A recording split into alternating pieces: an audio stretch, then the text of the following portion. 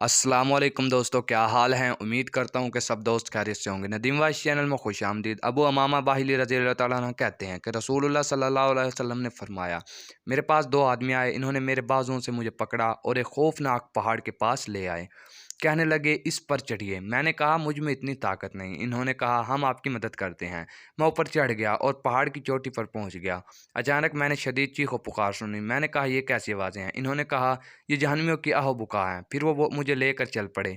मेरे सामने कुछ लोग आए जो उल्टे लटके हुए थे, जिनकी बाछें चिरी हुई थी, इनकी बाछों से खून बह रहा था। मैंने पूछा, ये कौन लोग हैं। इन्होंने कहा, ये रोज़े का वक्त होने से पहले ही रोज़ा इख्तियार कर लिया करते थे। फिर वो मुझे लेकर ऐसी कौम के पास गए जिनके पेट फूले हुए थे, इंतहाई बदबू उठ रही थी और स्याह हो चुके थे। मैंने कहा, पूछा, ये कौन लोग हैं।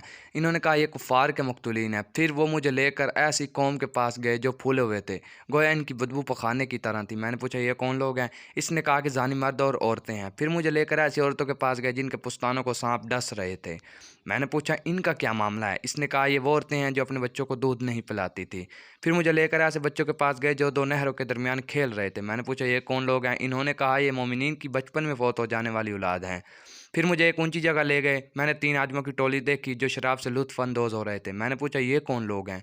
इसने कहा, जाफ़र, ज़ैद और इब्ने रोहा रज़ी अल्लाह ताला अन्हु हैं। फिर मुझे एक दूसरे टेले पर लेकर गए। मैंने तीन आदमी देखे। मैंने पूछा, ये कौन लोग हैं। इसने कहा, ये इब्राहीम, मूसा और ईसा अलैहिस्सलाम हैं जो आपके मुंतज़िर हैं। मज़ीद वीडियो के लिए मेरे चैनल को सब्सक्राइब करें। वीडियो अच्छी लगे तो लाइक करें।